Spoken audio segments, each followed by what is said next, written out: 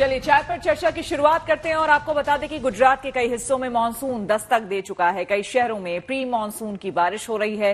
गांधीनगर में अचानक मौसम की करवट से माहौल बदल गया है। वहां शाम के वक्त आसमान में घने काले बादल छाए हुए हैं और फिर अंधेरा हो गया। आसमान में बिजली चमकती रही। और अगर मुंबई की बात करें तो मुंबई में मानसून ने वक्त से पहले पहुंच के लोगों को सरप्राइज दिया, जिसके बाद उमस से जूझ रही मायानगरी बारिश की फुहार से नहा उठी। रात के वक्त भी कई इलाकों में जोरदार बारिश हुई।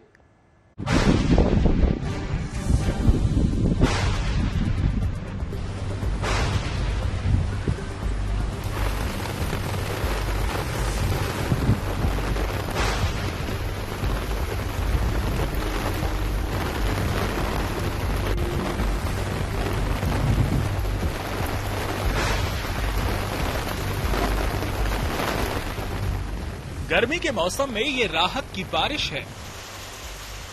देश के कई हिस्सों में मानसूनी बरसात खुशियों का पैगाम लाई है, तो कई जगहों पर प्री मानसून बौछार सुहाने मौसम की सौगात लाई है। सबसे पहले जानिए किन राज्यों में इस वक्त मौसम मेहरबान है, किन जगहों पर मानसूनी बादलों का डेरा है। तमिलनाडु में मानसून के बादल जमकर बरस रहे हैं। मानसून ने कर्नाटक के ज्यादातर इलाकों को कवर कर लिया है। वहीं आंध्र प्रदेश के ज्यादातर इलाकों में मानसून की बारिश हो रही है। साथ ही तेलंगाना के अधिकतर इलाकों तक मानसून दस्तक दे चुका है। इसके अलावा महाराष्ट्र के कई इलाकों में लोग मानसून वाली राहत महसूस कर रहे हैं। जाहिर है मुंबई समेत महाराष्ट्र के कई इलाकों में बारिश ने लोगों को तपिश और उमस से राहत दी है।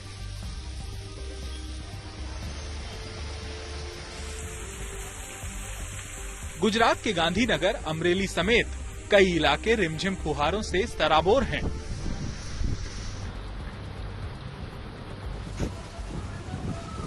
गुजरात के गांधीनगर की तस्वीर देखिए। यहां काले घने बादलों ने पेड़ पौधों समेत इंसान को भी झूमने पर मजबूर कर दिया। प्री मानसून एक्टिविटीज से यहां का मौसम सुहाना हो गया है। देश का दक्षिण पश्चिम हिस्सा बारिश से तरबतर है, तो वहीं उत्तर भारत इस वक्त तेज गर्मी का सामना कर रहा है। गुड न्यूज यह है कि मानसून की रफ्तार तेज है और बादलों का काफिला देश के कई और इलाकों का रुख करने जा रहा है। गुजरात, एमपी और छत्तीसगढ़ में मानसून 15 जून तक दस्तक दे देगा। मानसून की रफ्तार यही रही तो 15 जून को झारखंड और बिहार को गर्मी से राहत मिल जाएगी। हालांकि राजस्थान, यूपी और उत्तराखंड को मानसून की बारिश 25 जून के बाद ही नसीब हो पाएगी। हिमाचल और कश्मीर की बात करें तो यहां भी बादल 25 जून के बाद ही बरसेंगे। दिल्ली, हरियाणा और पंजाब की बात करें तो यहां 29 जून तक बारिश के आसार हैं। दक्षिण पश्चिम मानसून देश के पश्चिमी हिस्सों में भी तय वक्त से पहले पहुंच चुका है। गुजरात के कई हिस्सों में जहां प्री मानसून बारिश देखने को मिली है।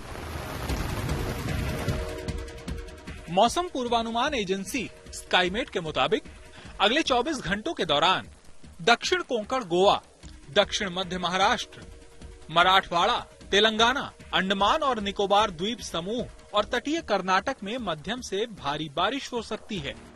वहीं उत्तरी आंतरिक कर्नाटक, केरल और लक्षद्वीप में हल्की से मध्यम बारिश के साथ कुछ स्थानों पर भारी बारिश हो सकती है। महाराष्ट्र में मानसून के बादल खूब बरस रहे हैं। मुंबई में 2 दिन पहले पहुंचे मानसून की बदौलत भीषण गर्मी से परेशान महाराष्ट्र और मुंबई के लोगों ने राहत की सांस ली है। सोने पे सुहागा ये कि मानसून की रफ्तार देश के बाकी हिस्सों में भी जल्द राहत का पैगाम दे रही है। Bureau report, good news today.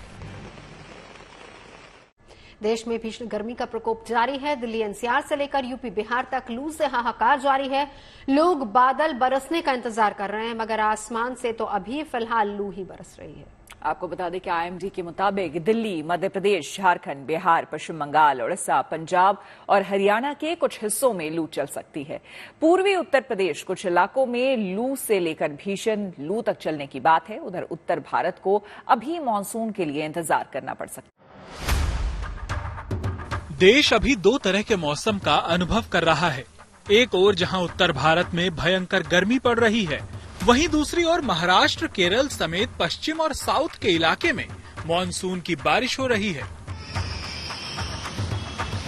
Delhi NCR से लेकर यूपी, बिहार तक भीषण गर्मी और लू का कहर दिख रहा है।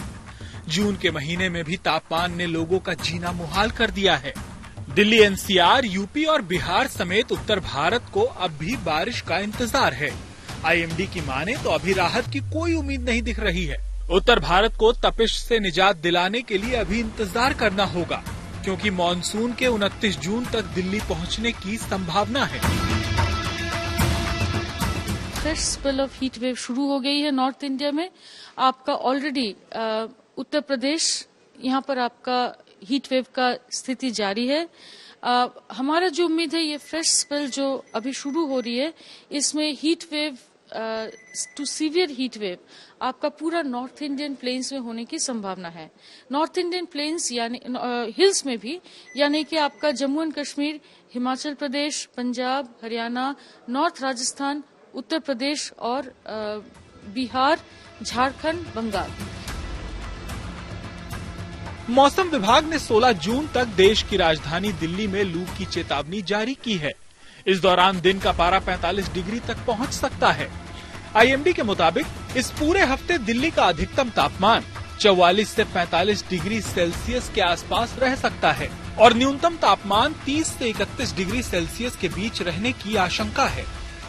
मौसम विभाग ने दिल्ली में अगले 7 दिनों तक हीट वेव का ऑरेंज अलर्ट जारी किया है, यानी अगले कुछ दिनों तक दिल्ली वालों को और सावधानी बरतने की जरूरत है। दूसरे राज्यों जैसे जम्मू कश्मीर, हिमाचल प्रदेश, हरियाणा, नॉर्थ राजस्थान, उत्तर प्रदेश, बिहार, झारखंड, बंगाल में मौसम विभाग की माने तो इन सभी राज्यों में क्लाउड कवर की कंडीशन कम हो जाएगी और टेम्परेचर बढ़ेगा। पंजाब, हरियाणा में फिलहाल ऑरेंज अलर्ट है, लेकिन कल से येलो अलर्ट होगा। वहीं रेड अलर्ट इलाके में तापमान 47 डिग्री तक जा सकता है। कुल मिलाकर अभी पूरे नॉर्थ इंडियन प्लेन्स में कोई वेस्टर्न डिस्टर्बेंस एक्टिविटी नहीं है। दिल्ली से मनीषा लड्डा के साथ bureau report, good news today. देखिए, पंजाब, हरियाणा आसपास के इलाकों की बात करें तो फिलहाल यहां तेज गर्मी का असर देखने को मिल रहा है, लेकिन मौसम विभाग का कहना है कि इन इलाकों को गर्मी से राहत मिल सकती है। साथ ही मानसून भी वक्त से पहले पहुंचेगा। अभी जो प्रेजेंट ट्रेंड दिख रहा है उसके अनुसार अगले 5 दिनों तक लोगों को आइसोलेटेड पार्ट में आपको हीट वेव का आपको सामना करना पड़ेगा। मतलब चिलचिलाती गर्मी से अभी निजात आपको नहीं मिलने वाली है। जहाँ तक पंजाब, हरियाणा और चंडीगढ़ की बात है, हमने 11, 12, 13 को आपको ऑरेंज वार्निंग दी हुई है हीट वेव को लेकर। उसके बाद 14, 15 को थोड़ी बहुत बारिश एक्सपेक्टेड है आइसोलेटेड पार्ट्स में, थोड़ी बहुत ज़्यादा बारिश नहीं। उसके चलते टेम्परेचर थोड़ा डाउन होगा, लेकिन हीट वेव के कंडीशंस आपको नहीं घटेंगे और फिर से आपको ड्राई वेदर ऑब्जर्व किया जाने वाला है। तो जहां तक अगले 5 से 7 दिनों की हम बात करें तो मौसम जो है कुछ इसी प्रकार का आपको रहने वाला है। 14, 15 को थोड़ी सी बहुत राहत मिलेगी, लेकिन हीट वेव से आपको छुटकारा नहीं मिलने वाला है। जहां तक मानसून की बात है तो एक तो बात बड़ी अच्छी है कि मानसून की इस बार अर्ली एंट्री हुई है। आपको एक्सपेक्टेड रहता है 1 जून, लेकिन इस बार 30 मई को ही एंट्री हो गई है, मतलब 2 दिन पहले आया हुआ है। और अभी जो मानसून जो है बिल्कुल अपने रियल पाथ पर जिस तरीका से एडवांस होना चाहिए उस तरीका से एडवांस कर रहा है। और जहां तक यहाँ की बात है पंजाब, हरियाणा, चंडीगढ़ की, यहाँ पर 27 जून एक्सपेक्टेड डेट रहता है, मतलब क्लाइमेटोलॉजिकल डेट है। और हमारी उम्मीद है कि उसी डेट के अनुसार, मतलब कि जून के लास्ट महीने में यहाँ पर मानसून की एंट्री जरूर हो जाएगी, अभी तक के हमारे पूर्वानुमान के अनुसार।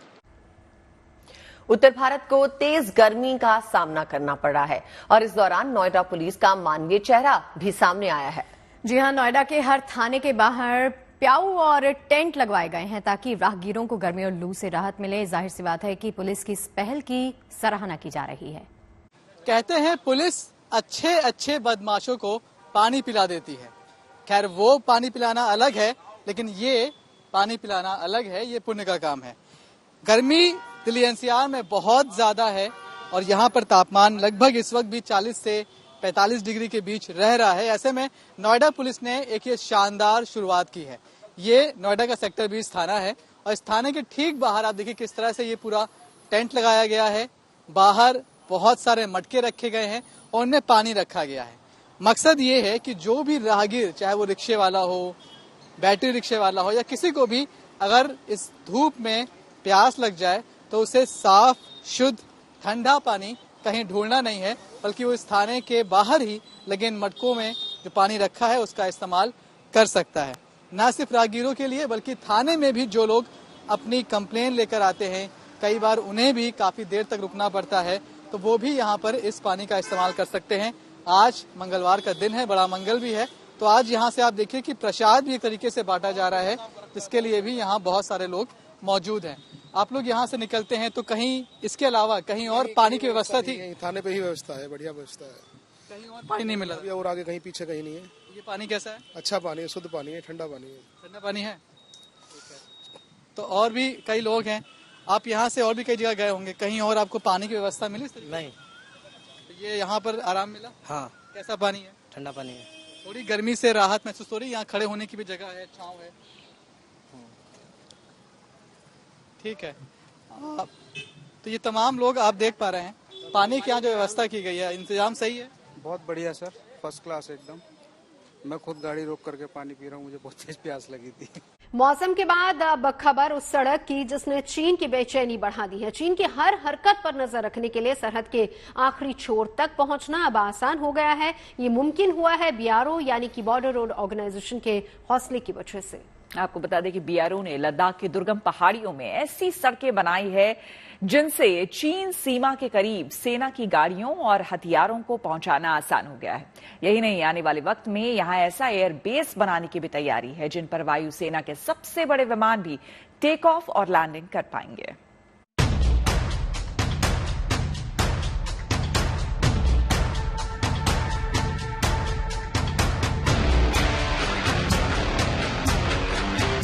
जिन रास्तों से गुजरना पहले नामुमकिन सा लगता था, उन रास्तों पर आज सेना की गाड़ियां दौड़ रही हैं।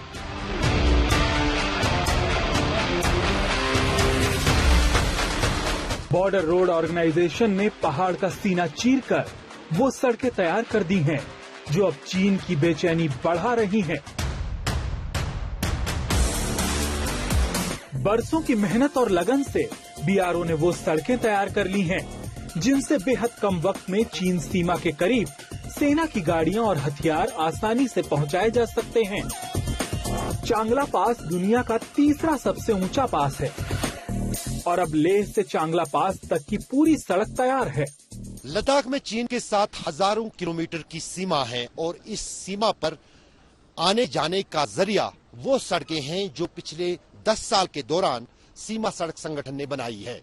दरअसल 10 साल पहले तक इन पहाड़ों पर गाड़ियों का चलना फिरना दुर्भर था, मुश्किल था, लेकिन अब इन सड़कों पर ऐसी बनावट हुई है, ऐसी ये सड़कें बनी हैं कि न सिर्फ सेना बल्कि आम लोगों के लिए भी इन सड़कों पर चलना फिरना इतना आसान हो गया है कि जो पहले दिनों और महीनों में सफर तय होता था वो अब घंटों में होता है।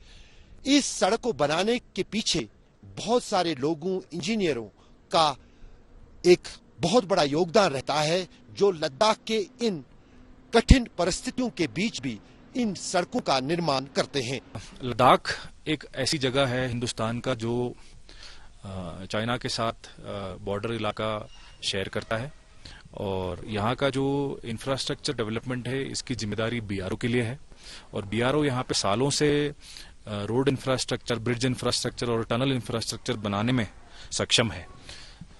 यहाँ पे पिछले 3-4 साल में इंफ्रास्ट्रक्चर और रोड इंफ्रास्ट्रक्चर बूम इतना हुआ है कि जो कनेक्टिविटी है to the last mile, to the last border post, to the last village जो लद्दाख के हैं, पूरा कनेक्टिविटी बॉर्डर रोड्स की तरफ से प्रोवाइड किया गया है, जिसकी वजह से हमारे हिंदुस्तान के आर्म्ड फोर्सेस का इंडक्शन के लिए बहुत सुविधा हुई है और सबसे जल्दी से जल्दी सबसे हेवीएस्ट या सबसे मोस्ट मॉडर्न इक्विपमेंट्स का जो ट्रांसपोर्ट है लेह से कोई भी लद्दाख के कोई भी कोने में पहुंचाने में कोई दिक्कत नहीं होगी।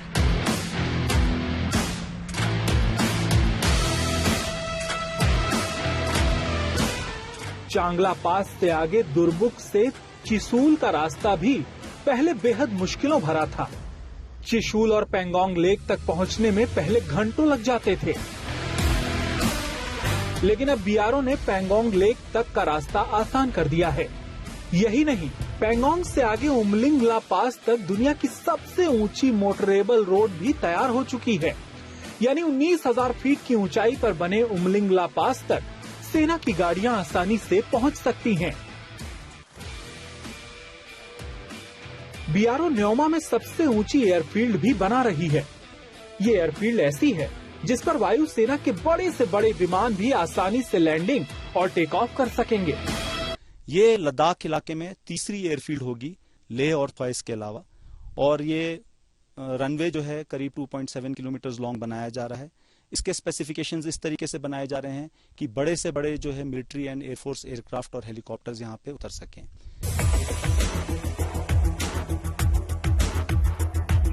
बीआरओ ने चीन की सीमा के करीब सड़कों का जाल बिछाकर सेना को एक अचूक हथियार दे दिया है। अब सेना के जवान और भारी हथियार चीन की सीमा के करीब तक मिनटों में पहुंच सकते हैं। लद्दाख के उमलिंगला पास से अशरफ वानी, good news today.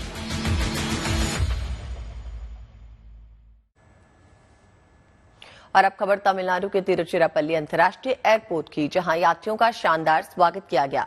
Airport staff ने यात्रियों को फूल दिए और मिठाई खिलाई। इससे पहले जब इंडिगो एयरलाइंस का विमान तिरुचिरापल्ली एयरपोर्ट के रनवे पे लैंड किया तो उसे वाटर कैनन सैल्यूट दिया गया। पानी की बौछार से एयरक्राफ्ट को सलामी दी गई। आपको बता दें कि तिरुचिरापल्ली अंतर्राष्ट्रीय एयरपोर्ट की नई इंटीग्रेटेड बिल्डिंग का उद्घाटन प्रधानमंत्री मोदी ने किया था। टर्मिनल बिल्डिंग को 1100 करोड़ रुपए की लागत से डेवलप किया गया है, जिसे तिरुचिरापल्ली इंटरनेशनल एयरपोर्ट बेहद भव्य है और यहाँ दक्षिण भारत के मशहूर मंदिर के डिजाइन से सुशोभित किया गया है। और अब आस्था और उत्सव की तस्वीर आपको हम दिखाते हैं। देश भर में आज बड़ा मंगल का पर्व मनाया जा रहा है। अयोध्या के हनुमानगढ़ी में भक्तों में गजब का उत्साह देखने को मिला। ज्येष्ठ के महीने में पड़ने वाले मंगलवार के दिन वीर हनुमान की उपासना परम फलदायी बताई गई है। लिहाजा ज्येष्ठ महीने के तीसरे मंगल को हनुमान मंदिरों में बड़ी संख्या में भक्त उमड़े और महाबली के दर्शन किए।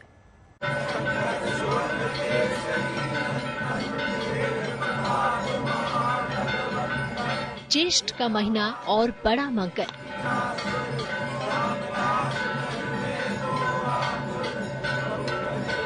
यानी पवन पुत्र हनुमान की उपासना का दिन,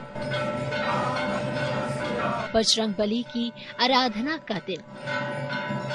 ये तस्वीर रामनगरी अयोध्या के हनुमानगढ़ी मंदिर से आई है, जहां सुबह सवेरे से ही हनुमान जी के दर्शन के लिए लोगों की भीड़ उमड़ी। भक्तों की जितनी भीड़ मंदिर के अंदर मौजूद थी, उससे कई ज्यादा भक्त मंदिर के बाहर दर्शन के लिए अपनी बारी का इंतजार करते नजर आए। बच्चों से लेकर बुजुर्ग तक, क्या महिलाएं और क्या पुरुष, हर कोई अपनी मुरादें लेकर बजरंगबली के दरबार में खिंचा चला आया। इसमें किसी ने बजरंगबली की आरती की और किसी ने हनुमान चालीसा का पाठ किया। आज तीसरा जेठ मंगलवार है, इसलिए दर्शन करने आए हैं हनुमानगढ़ी हनुमान जी का। भीड़ बहुत दिख रही है, हजारों की संख्या में, लाखों की संख्या में भीड़ दिख रही है यहाँ पे। और हम लोगों की श्रद्धा है, अटूट श्रद्धा है, इसलिए हम दर्शन कर रहे हैं। उनकी कृपा है, आज दर्शन का सौभाग्य प्राप्त हो रहा है, वो भी जेठ के बड़े मंगलवार, तीसरे मंगलवार को। बहुत अच्छा है, बहुत अच्छा लग रहा है। हम लोग आए हैं हनुमानगढ़ी दर्शन करने। हम यही लोकल के हैं, हर बार आते हैं, लेकिन इस बार कुछ ज्यादा भीड़ है। अनूपगढ़ से, राजस्थान से दर्शन करने। हाँ, किसका दर्शन कर रहे हो लाइन में? बालाजी का, हनुमान जी का। मर्यादा पुरुषोत्तम भगवान राम की पावन नगरी अयोध्या में उनके सबसे बड़े भक्त की जय जयकार है। सुबह से ही भक्तों का तांता है। शास्त्रों में पूरे साल ज्येष्ठ के महीने में पड़ने वाले मंगलवार के दिन वीर हनुमान की उपासना परम फलदायी बताई गई है। लिहाजा ज्येष्ठ महीने के तीसरे मंगल को हनुमान मंदिरों में बड़ी संख्या में भक्त उमड़े। इस पावन अवसर पर सरयू में स्नान ध्यान के बाद भक्त हनुमान गढ़ी पहुंचे और अपने आराध्य के दर्शन का लाभ कमाया। मान्यता है कि बड़े मंगल के मौके पर भगवान हनुमान के समक्ष तेल का दीपक जलाकर चालीसा का पाठ किया जाए तो जीवन से दरिद्रता दूर होती है और जीवन में आर्थिक लाभ के योग बनते हैं। Bureau report, good news today. और अब लखनऊ के पातालपुरी हनुमान मंदिर की रौनक आपको दिखाते हैं, जहां बड़ी तादाद में भक्तों ने बजरंगबली के दर्शन किए। और मान्यता यह है कि इसी ज्येष्ठ महीने में राम जी की अपने दूत हनुमान जी से मुलाकात हुई थी, इसीलिए ज्येष्ठ महीने में पड़ने वाले मंगलवार के दिन हनुमान जी की उपासना से पुण्य लाभ मिलता है। मंगल को जन्म में मंगल ही करते, ऐसे हैं राम के अनन्य भक्त महाबली हनुमान। और महाबली हनुमान को समर्पित विशेष पर्व है बड़ा मंगल। ज्येष्ठ महीने के हर मंगलवार को मनाया जाता है बड़ा मंगल। अवध में इसकी विशिष्ट परंपरा है और अवध के हर छोटे बड़े हनुमान मंदिर में ये पर्व मनाया जाता है। और इसमें कहा जाता है कि महाबली हनुमान से जो भी मांगो वो मिलता है। इस वक्त लेटे हुए हनुमान जी के मंदिर में हम हैं और यहाँ हनुमान जी महाराज विश्राम मुद्रा में हैं, यानी वो विश्राम कर रहे हैं, लेकिन विश्राम करते हुए भी वो सबकी सुनते हैं। यहाँ की विशेषता ये है कि उनको एक चिट्ठी और पाती लिखी जाती है, लोग लिखते हैं और मंगलवार को उनको वो पढ़ के सुनाया जाता है। लेकिन आज बड़ा मंगल पर यहाँ पर लोग आ रहे हैं और अवध में कहा जाता है कि बड़ा मंगल में कोई भी भूखा नहीं सोता। वैसे मान्यता के अनुसार ज्येष्ठ के मंगलवार में ही हनुमान जी महाराज की अपने प्रभु यानी श्री राम से प्रथम बार भेंट हुई थी, इसलिए ये खास है। लेकिन देखा जाए तो अवध के नवाबों से भी ये पर्व जुड़ा हुआ है और कहा जाता है कि अवध के छठे नवाब सादत अली खान की मां ने उनके लिए, उनके कुशलता के लिए हनुमान जी को मनाया था और उसके बाद से ये पर्व अवध के नवाबों ने इसको संरक्षण दिया। लेकिन सब लोग इस पर्व को हनुमान जी से जोड़कर तो मनाते ही हैं। डॉक्टर विवेक नांगरे जी, पूजा अर्चना हनुमान जी की तो सभी करते हैं, लेकिन ज्येष्ठ के मंगलवार जितने भी पड़ते हैं उसमें जो बड़ा मंगल होता है वो एक सेवा का भी पर्व है और अवध की विशेषता है। कहा जाता है अवध में कोई भी भूखा नहीं सोता बड़ा मंगल पर। देखिए ऐसा है ना, ये करीबन 300 से 400 वर्ष पुरानी परंपरा है और ये ज्येष्ठ माह में विशेषकर जितने भी मंगल पड़ते हैं, किसी वर्ष 4 होते हैं, किसी वर्ष 5 होते हैं। उसमें ये परंपरा के रूप में जो यहाँ के नवाब थे सादत अली खान साहब, उनकी बेगम जो बेसिकली एक हिंदू फैमिली की थी और उनके पुत्र नहीं हो रहा था, तो कई लोगों ने उनसे कहा कि आप हनुमान जी की मंदिर की स्थापना करिएगा, हनुमान जी की पूजा करिए और मान्यता मांगिए। तो ऐसे ही हुआ, उनको पुत्र प्राप्त हुआ। उन्होंने अलीगंज में मंदिर का निर्माण कराया, छत्र चढ़ाया। चलिए अब बात कर लेते हैं बद्री विशाल की। वैसे तो हर साल ही 4 धाम यात्रा में भक्त रिकॉर्ड तादाद में यहाँ पर पहुंचते हैं, लेकिन इस साल भक्तों ने पिछले तमाम रिकॉर्ड्स तोड़ दिए हैं। सिर्फ 1 महीने में 5 लाख से ज्यादा भक्त बाबा के दर पर हाजिरी लगाने पहुंचे। और ये आंकड़ा सिर्फ बद्रीनाथ धाम का है। अगर बात पूरे 4 धाम यात्रा की करें तो यह आंकड़ा 19 लाख के पार जा चुका है।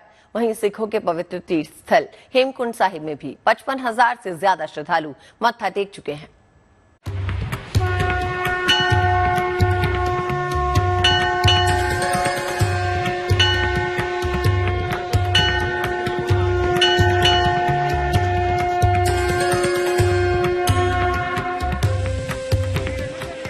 असंख्य पग श्रद्धा के पथ पर यूं ही अविरल बढ़ते जाते हैं। ऐसे में अगर बात बाबा बद्रीनाथ की हो तो रिकॉर्ड्स का टूट जाना कौन सी बड़ी बात है। अगर बात आंकड़ों की करें तो 1 महीने से कम वक्त में 5 लाख से ज्यादा भक्त बाबा के दर पर हाजिरी लगा चुके हैं और ये सिलसिला अभी जारी है। अगर बात पूरे 4 धाम की करें तो ये आंकड़े 19 लाख के पार जा चुके हैं। चारों धाम में 19 लाख से भी अधिक यात्रियों ने भगवान बद्री विशाल और बाबा केदारनाथ, गंगोत्री, यमुनोत्री में दर्शन कर लिए। और बद्रीनाथ की बात करें तो बद्रीनाथ लगभग आज 1 महीना भगवान के कपाट खुलने के हो चुके हैं और आज ही 5 लाख से भी अधिक यात्रियों ने भगवान बद्री विशाल के दर्शन कर दिए हैं। वहीं सिखों के पवित्र तीर्थ स्थल हेमकुंड साहिब में भी अब तक 55,000 से ज्यादा श्रद्धालु मत्था टेक चुके हैं। भगवान के दर पर पहुंचने की तपस्या इतनी भी आसान नहीं। रास्तों की दुश्वारियां, मौसम की मार और जाम से बचते हुए भगवान के धाम पर पहुंच पाते हैं भक्त। और उनके सफर को आसान बनाने की हर कवायद में सुबह से शाम तक जुटा रहता है पूरा प्रशासनिक कुनबा। सुरक्षा से लेकर दर्शन कराने तक की पूरी व्यवस्था पर लगातार काम किया जा रहा है। बद्रीनाथ धाम में श्रद्धालुओं के उमड़ते सैलाब को देखकर उम्मीद की जा रही है कि इस बार पिछले सारे रिकॉर्ड टूट जाएंगे और श्रद्धा के इस महासागर में भक्तों की डुबकियां नया रिकॉर्ड बनाएंगी। बद्रीनाथ धाम से Kamal Nayan Silodi, good news today. Nainital में कैंची धाम मेले की तैयारियां शुरू हो चुकी हैं। 15 तारीख से इस मेले की शुरुआत हो जाएगी और हर साल की तरह इस साल भी बड़ी संख्या में देश विदेश के भक्तों के पहुंचने की उम्मीद है। मेले के दौरान शटल सेवा में 100 बस और 500 छोटे वाहन चलेंगे। साथ ही फोटोग्राफी और वीडियोग्राफी पे भी प्रतिबंध रहेगा।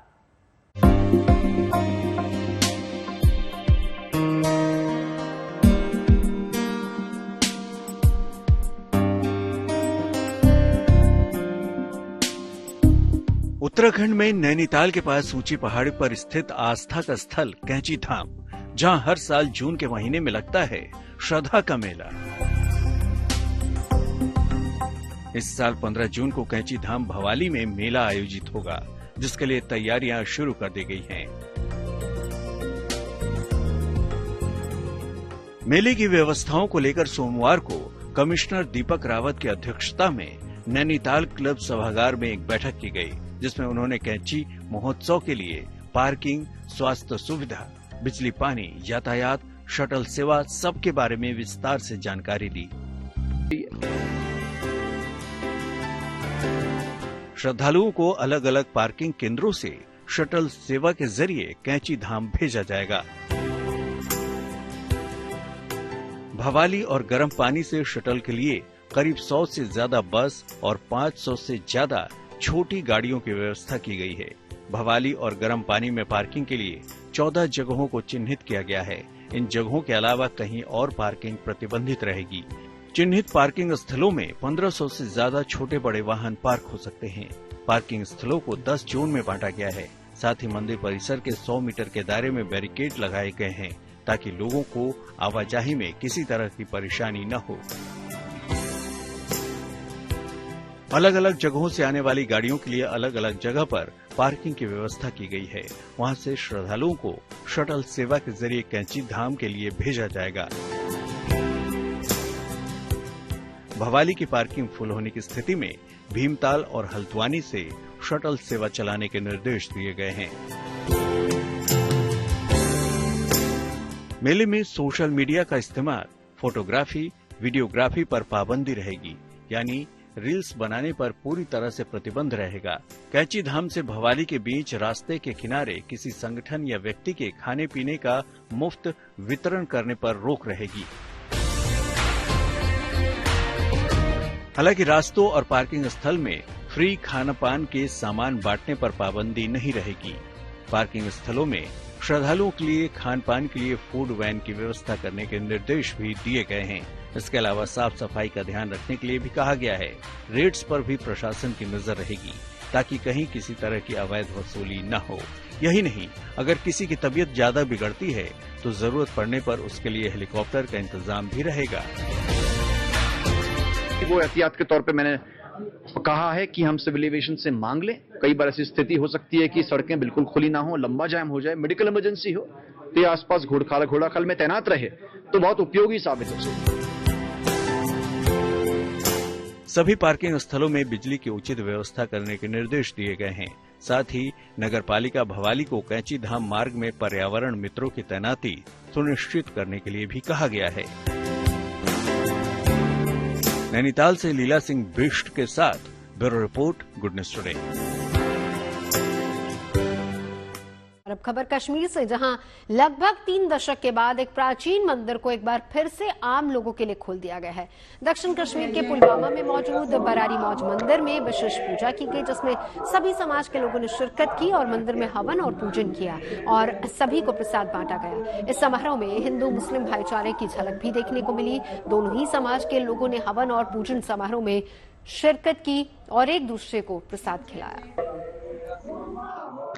ये यज्ञ करीब जो है 50 साल के बाद हुआ है यहाँ पे, और इसमें लोकल अथॉरिटीज़ जो है, हमारे डीसी साहब, एसपी साहब, इनने काफ़ी सहयोग किया है हमारे को, बहुत ही ज़बरदस्त सपोर्ट किया है इस यज्ञ के लिए। हमारे लोकल बिरादरी जो हमारे भाई मुस्लिम भाई थे, उन्होंने भी काफ़ी हमारे को सपोर्ट यहाँ किया है। हर तरफ से उन्होंने हमारे को यहाँ सहयोग किया, कोई चीज़ लाने में, कोई सामान लाने में कुछ ज़रूरत पड़ी, उन्होंने काफ़ी सहयोग किया। देखिए, गर्मी के इस मौसम में हमें तो मानसून का इंतजार है, लेकिन राहत की बरसात उसकी तो बहुत ही ज्यादा दरकार है। 4 धामें भक्ति की बहार है तो कहीं चाई उत्सव और उमंग की फुहार है, तो वहीं 7 समंदर पर अमेरिका में छक्के चौकों की बहार है। कल इंडिया का यूएसए के साथ घमासान है। बस यही सारी अच्छी और पॉजिटिव खबरों के साथ हम आएंगे कल फिर शाम 5 बजे चाय पीने आपके साथ। अब तक आप रखिए अपना ख्याल, देखते रहिए गुड न्यूज टुडे।